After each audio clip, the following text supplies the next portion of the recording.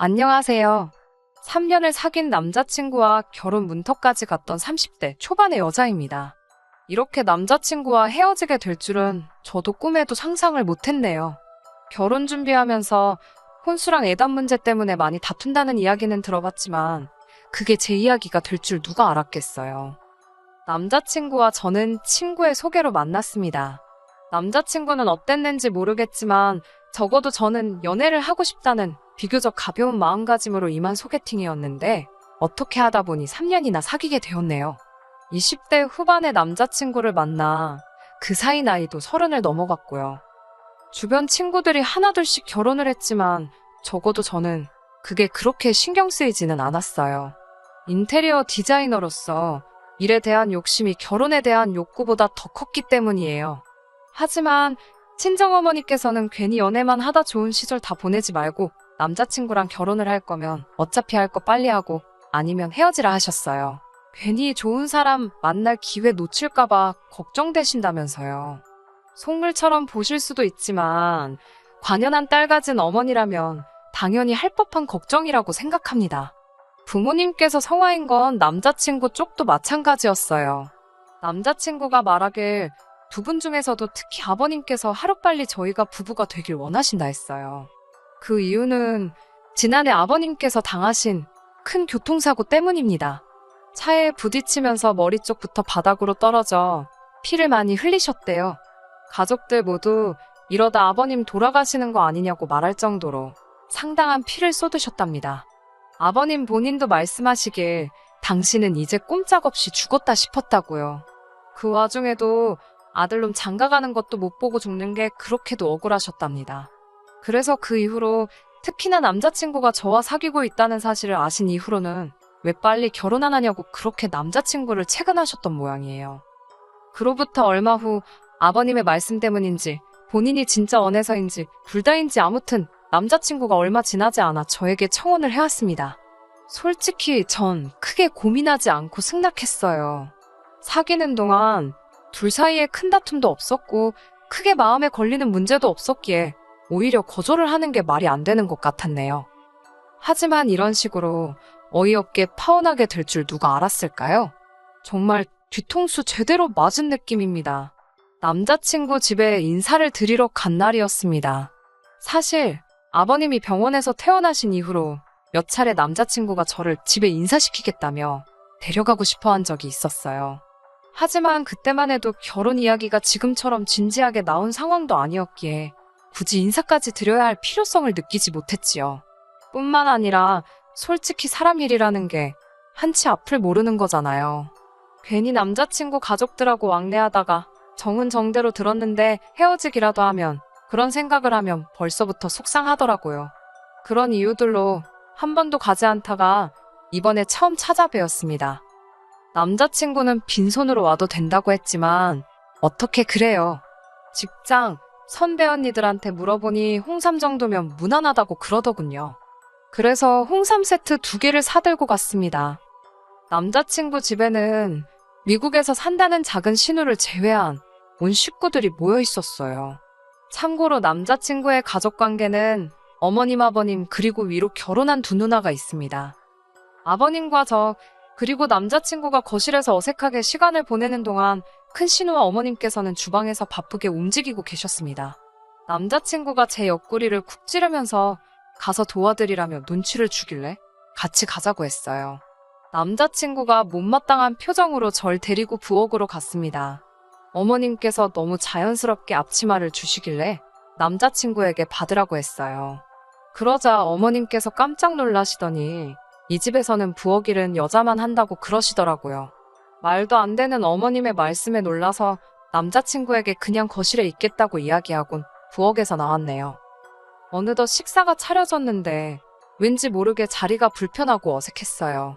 그때만 해도 전 제가 긴장을 해서 그런 줄 알았습니다. 하지만 얼마 지나지 않아 그 이유를 알게 되었지요.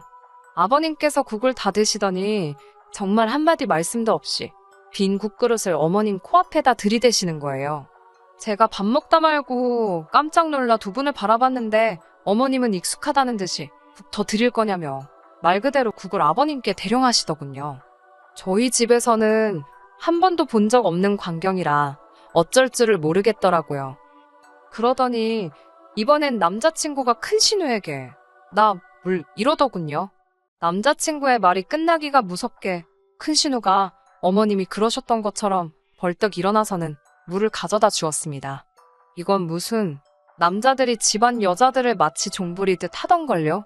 그제서야 이 집안 여자들이 남자들의 눈치를 살피고 있었기에 집안 분위기가 엉망이란 사실을 깨달았네요. 연애할 때는 남자친구에게서 못 봤던 모습이라 남매가 친해서 그런가 싶기도 하고 제가 외동이라 이해를 못한 건지 혼란스러웠어요. 얼마 지나지 않아 아버님께서 먼저 식사를 마치셨어요. 그러더니 어머님께 빨리 치우고 와서 사과나 하나 깎아라 그러셨습니다. 정작 어머님은 아버님의 잔심부름 때문에 계속 움직이시느라 식사도 제대로 못하셨는데 말이에요. 제가 보기엔 충분히 기분이 나쁘셨을 법도 한데 어머님께서는 이번에도 익숙하다는 듯이 알겠어요 라고 공손하게 대답하셨습니다. 그리고는 하시던 식사를 바로 중단하시더군요. 남자친구 집에서 일어나는 일 하나하나가 다 충격적이라 숨이 턱턱 막히는 것 같았습니다. 아무리 집집마다 가풍이 있다지만 시대가 어떤 시대인데 이건 아니다 싶었어요. 후식으로 사과를 먹는 도중 아버님께서 남자친구를 데리고 잠시 자리를 비우셨습니다. 그렇게 어머님과 신우 그리고 저까지 셋만 남게 되자 어머님께서 저에게 이것저것 질문을 하기 시작하시더군요. 지금 무슨 일을 하는지, 부모님은 무슨 일을 하시는지 그런 것들이요. 저는 인테리어 회사에 다니고 있다고 말씀드렸습니다. 제 대답을 들으신 어머님은 어쩐 일인지 뭔가 못마땅하신 눈치였어요. 의아했어요. 요새는 다들 맞벌이하는 며느리를 선호한다고 생각했거든요. 아무튼 아버지는 작은 사업을 하고 계시고 어머니도 은행에 다니신다고 답했습니다. 그러자 어머님께서는 굉장히 놀라신 듯 저희 어머니께서 직장 생활을 지금 하고 계시냐며 혹시 얼마나 하신 거냐고 물으셨어요. 제가 알기론 30년이 넘었다고 하니 그럼 저는 누가 키웠냐입니다. 처음엔 무슨 소린가 했어요. 당연히 부모님이 키워주셨으니까요. 하지만 어머님은 꽤나 심각한 표정을 하고 계시더군요. 그러더니 저더러 하시는 말씀이 결혼하면 일은 관둬야 한답니다. 그 말을 들은 순간 황당함과 동시에 어떻게 대답을 해야 하나 싶었어요. 저는 일을 관둘 생각이 전혀 없었고 순간 잘 보이자고 거짓말을 하고 싶지는 않았으니까요. 잠깐 갈등하다가 어머님께 저는 제 일이 너무 좋고 그만두지 않을 거라고 딱 잘라 말씀드렸습니다. 그러자 어머님께서는 여자한테 가장 중요한 일은 애를 낳아 키우는 거고 그 일을 제일 잘하고 좋아해야 한답니다. 여자가 일한다고 밖으로 돌면 가정이 다 망가진다고도 하셨어요. 충격적인 말들이 꽤 있었는데 원래 똑똑한 여자애들보다 좀 어리숙한 여자애들이 잘 살더라. 그런 말씀도 하시더라고요. 듣고 있자니 벙찌더군요. 어떤 리액션을 보여야 할지도 모르겠고 동시에 옆에 있던 큰 신우도 어머님처럼 생각하고 있을지 궁금해졌습니다. 조심스레 큰 신우에게 형님은 그럼 지금 집에서 육아만 하시냐고 물었습니다. 큰 신우는 당연하지 않냐면서 애는 무조건 엄마가 키워야 한답니다. 엄마가 바깥으로 돌면 애가 집에 정을 못 붙인다면서요. 아무리 좋다는 걸 애한테 갖다 붙여놔도 엄마가 옆에 없으면 하나 쓸모없다는 말도 덧붙였습니다. 순간 저희 어머니 생각이 났어요. 제 기억 속의 어머니는 한순간도 일을 쉰 적이 없으세요. 먹고 사는 걸 떠나서 당신은 일하는 게 즐겁고 좋다 하셨거든요. 그런 어머니의 모습을 항상 존경하며 어머니처럼 멋지게 사는 게 제 목표였는데 남자친구 어머님은 정반대의 말씀을 하고 계셨으니 저로서는 입만 떡하니 벌어지고 암담한 기분이었습니다. 어머님은 제 입에서 네 알겠어요 같은 긍정적인 대답이 나오길 기대하시는 눈치였지만 지킬 수 없는 약속을 드릴 수는 없어서 결국 멋쩍게 웃고만 있었네요. 곧이어 어머님께서는 저에게 술은 혹시 마시냐고 물으셨습니다. 좋아하는 편은 아니지만 마셔야 할 상황이면 마시는 정도라고 답했더니 결혼하면 술은 멀리 해야 한답니다. 애를 가져야 할 몸인데 함부로 하면 안 된다고요. 사람도 가려서 만나야 하고 죽더라도 집에서 죽는다는 생각으로 항상 집에 붙어 있어 버릇하라며 나중엔 귀에 잘 들어오지도 않았습니다. 21세기에 이런 말을 듣고 있는 게 맞는 건가 싶고 머릿속은 온통 이 결혼을 해도 되는 건지 저런 어머님이 나의 시어머니가 된다면 난 어떻게 될까와 같은 걱정과 우려로 가득 차 있었어요. 그때 남자친구랑 아버님이 돌아왔습니다. 저는 반쯤 얼이 빠진 상태로 자리를 지키고 있었고요. 어머님께서는 저희에게 둘이 집은 어떻게 할 건지 혼수랑 예단 같은 건 상의를 해봤는지 물어보셨습니다. 제가 저희 부모님께서는 시댁에서 어떻게 생각하시는지 먼저 말씀해 주시면 참고해서 결정하실 거라고 말씀을 전했어요. 그러자 아버님께서는 솔직히 지금 당장 여유 있게 집을 해줄 능력은 안 되신다며 대신 들어와서 사는 건 어떻냐고 물어보셨어요. 생각지도 못한 아버님의 제안에 깜짝 놀랐습니다. 합가는 상상해 본 적도 없었으니까요. 아버님께서는 어머님 옆에 붙어서 한 2년 정도 같이 살면 현모양처가 되고도 남을 거랍니다. 그러자 어머님께선 그걸 칭찬으로 들으셨는지 무척 기뻐하셨어요. 그리고는 정말 좋은 생각이라며 아버님을 치켜 세우시더군요. 제가 일단 부모님과 상의는 해보겠지만 합가는 어려울 것 같다고 말씀을 드렸습니다. 그러자 어머님께서는 합가하면 혼수 같은 것도 하나도 안 해와도 되고 얼마나 좋냐입니다. 어차피 집에 냉장고며 TV며 다 있다고 정해오고 싶으면 저희 부부가 쓸 침대랑 거실에 둘 소파만 좀 사오라고 하셨어요. 제가 솔직히 혼수 살 돈이 없는 것도 아닌데 혼수를 안 해와도 된다는 이유로 합가를 하겠어요?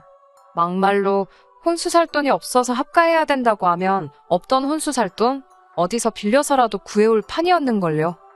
갑갑하고 복잡한 제 마음과는 달리 어머님은 거침없이 말씀을 이어가셨습니다. 집하고 혼수에 돈이 하나도 안 들어갈 테니까 예단은 좀 신경 써서 해오면 좋겠다 하시더군요. 제 입장에서는 예단보다는 혼수를 하는 게 좋은데 이상하리 많지 어머님은 저에게 자꾸 예단을 해오라고 하셨습니다. 이야기가 점점 이상하게 흘러가는 것 같아서 결국 잠깐 이야기 좀 하자며 남자친구를 불러냈어요. 합가라니 이게 다 무슨 소리냐고 하니까 한다는 소리가 우리 둘이 모아둔 돈 다 합쳐봤자 1억인데 이 돈으로 어딜 가냐입니다. 그러면서 이렇게까지 생각해주는 시부모가 어딨냐며 어른들 기분 그만 상하게 하고 아버님 말씀대로 하잡니다. 이때 확실히 알겠더라고요. 결혼을 해도 남자친구는 절대 제 입장에서 제 편을 들어줄 사람이 아니라 남의 편이 될 거라는 걸요. 답답한 마음에 남자친구에게 내가 정말 어머님 말씀대로 일을 관두고 집에 들어앉으면 돈은 어떻게 할 거냐고 따졌어요. 남자친구 자존심을 지켜주려고 웬만하면 돈 이야기는 안 하려고 했는데 도저히 현실 감각이 없어 보여서 어쩔 수 없이 꺼낸 이야기였지요. 당신 수입만으로 어떻게 앞으로 애를 낳아서 키울 수 있냐고 일은 절대 못 관둔다고 했습니다. 그러자 남자친구가 한다는 말이 일하고 살림하고 애까지 키우려면 힘들지 않겠냐입니다. 자기는 절 생각해서 하는 소리라고요. 제가 아니 맞벌인데 왜 살림도 애 키우는 것도 다 내 몫이냐고 그러니까 그럼 살림하고 애 키우는 걸 여자가 하지 누가 하냐며 헛소리를 하는 거예요. 언짢아진 제가 그럼 당신은 애를 안 키울 거냐니까 애를 왜 아빠가 키우냐입니다. 하물며 짐승들도 새끼를 낳으면 암컷이 키우지 수컷이 키우냐고요. 가부장적인 가정에서 자란 남자의 전형적인 모습이 저런 건가? 별 생각이 다 들더군요. 이미 이때부터 결혼은 없었던 일로 하는 게 낫지 않을까 그런 생각을 하기 시작했던 것 같습니다. 다만 파혼을 한다는 게 남사스럽기도 하고 신중하지 못했다며 제 뒤에서 사람들이 수군거릴 게 걱정이 되었지요. 그때 어머님께서는 제가 확고한 결심을 내릴 수 있도록 아주 세게를 박아주셨습니다. 어머님과 큰 신우가 한다는 말이 그럼 집 문제는 대충 해결이 된 것 같다며 예단 이야기를 해보자고 하시더라고요. 무슨 해결이 됐다는 건지 어이도 없고 아니 솔직히 말이 조합까지 결혼할 때 하나도 안 도와주신다는 뜻이잖아요. 혼수도 침대랑 소파는 해오라고 하셔놓고 예단을 받으려고 하시더라고요. 마치 진작에 작성된 듯한 예단 목록을 어머님께서 꺼내놓으셨어요. 생각지도 못한 품목들이 줄줄이 적혀 있었지요. 비싸기로 소문난 명품백도 3개나 있었고요. 하지만 무엇보다도 절 황당하게 한 건 바로 작은 신우 옆에 적혀있던 예단이었습니다. 비행기 티켓이더라고요. 그것도 신우네 부부 두 사람과 아이들을 포함해서 총 4사람의 티켓을 예단으로 해달라는 겁니다. 자리도 이코노미가 아닌 비즈니스로 말이지요. 이게 말이 되나요? 제가 어머님께 작은 신우네 비행기 티켓이 왜 예단에 있냐고 여쭈니 그걸 사줘야 결혼식에 참석을 할 거 아니냐입니다. 저는 사정이 있으시면 못 오셔도 어쩔 수 없는 거고 오시고 싶으시면 직접 표를 사시는 게 맞지 않냐고 받아쳤어요. 아니면 남자친구가 사던지요. 하지만 비행기표를 제외하고 대충 계산해봐도 어머님이 적어주신 예단을 다 하려면 최소한 1000에서 1500은 있어야겠더라고요. 말로만 듣던 예단 장사가 이런 건가 싶었습니다. 막말로 제가 남자친구랑 결혼한다고 했지 이 집에 팔려오겠다고 한 거 아니잖아요. 결국 어머님께 이 예단은 못한다고 말씀드렸어요.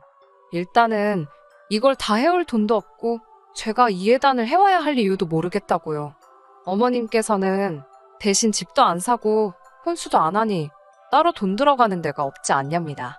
그러면서 저더러 결혼할 때 쓰려고 모아놓은 돈이 좀 있을 거 아니냐며 그 돈으로 이런 걸 하는 거랍니다.